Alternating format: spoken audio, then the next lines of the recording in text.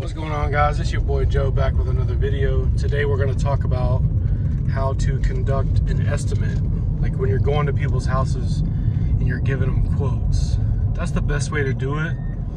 And sometimes I'd give digital quotes, but the problem with that is not every house is the same. Not every situation is the same. So you could price it like you would every other house, and then you show up and it's way worse, and it's going to take a lot longer than you expected. So just be there to put eyes on it and to touch things and to, you know, maybe do a test spot if you need to. It'll save you a lot of time for sure, and a lot of headaches. But I'm not really talking about pricing in this video. I guess I could do another video on that, but honestly, my pricing's all over the place. It really depends on the area, the size of the house, the condition of the house. There's a lot of factors in my mind. I don't really have a good system for pricing right now, which I need to get better at. But most house washes, I tell them, hey, my minimum price is $250. So it's not going lower than $250. And it depends on if it's a mobile home, if it's a regular home, 2-story, 1-story.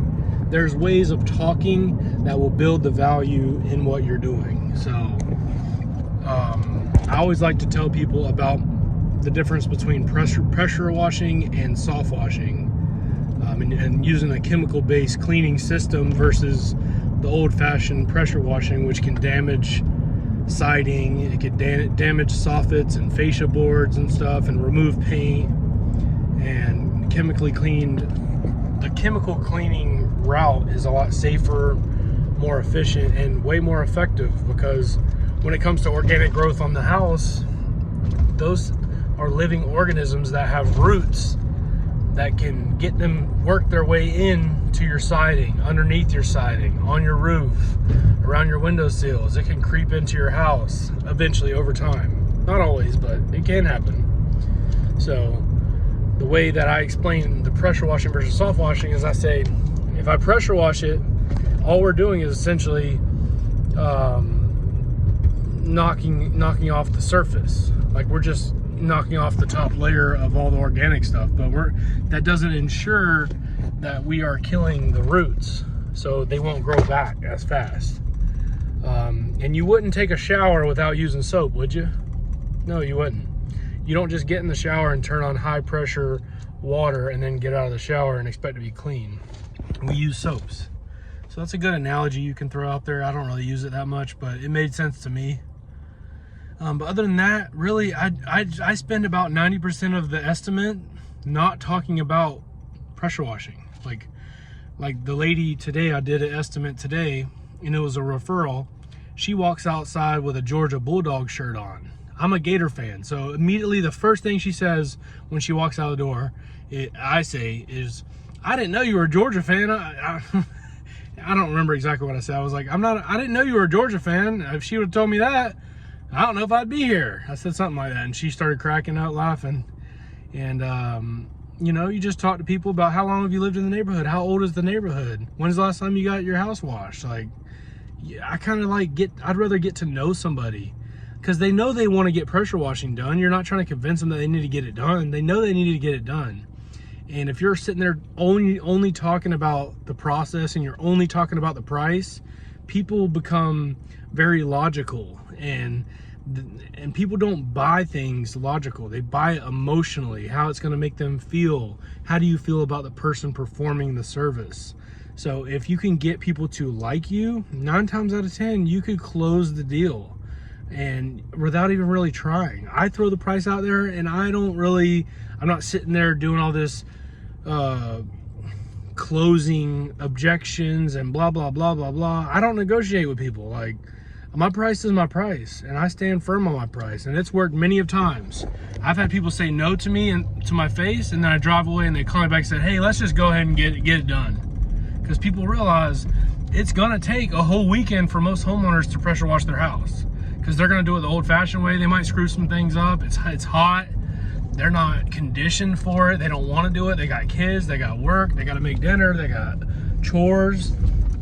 So build the value.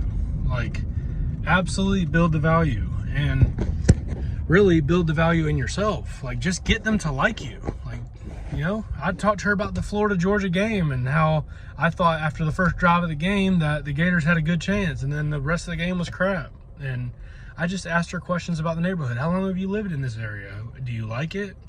Do you get good trick-or-treaters? Like, things like that. You're just building rapport and trust. And it's not to swindle anybody. I'm not trying to get over on anybody.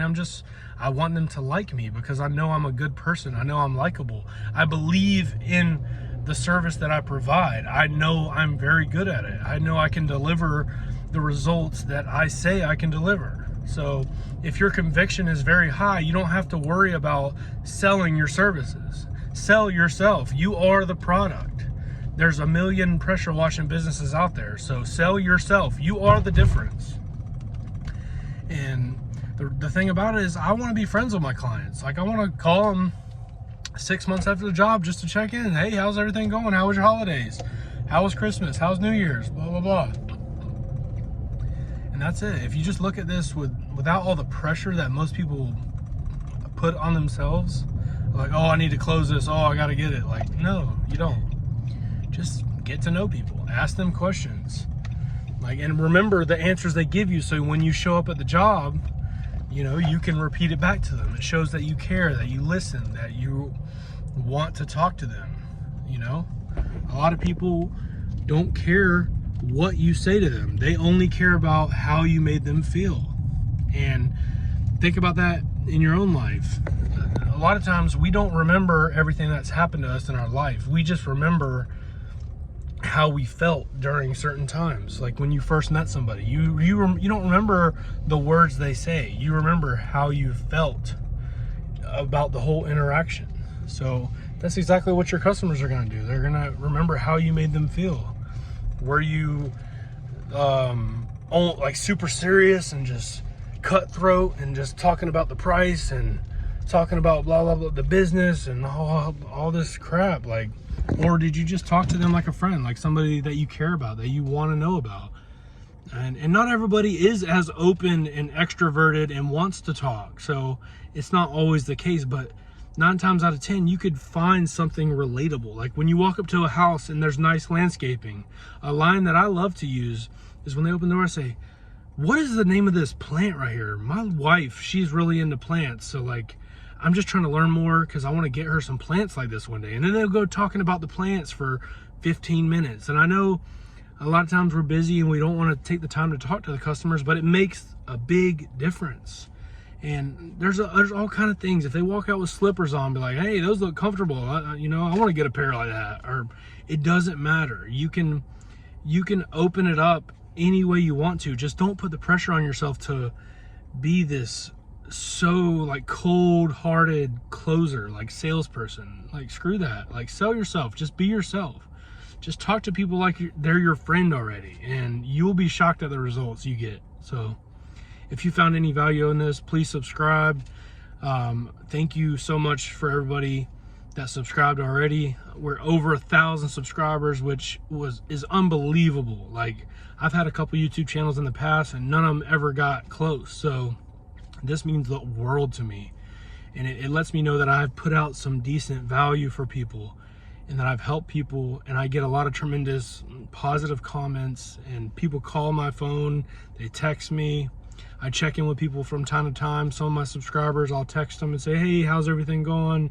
Just checking in with you, blah, blah, blah. So anyways, just subscribe. That's all I ask for. You don't have to like the video if you don't want to, but if you enjoy this channel, let me know what you think. If you have any ideas for future videos, just leave a comment. But I'll see you in the next video.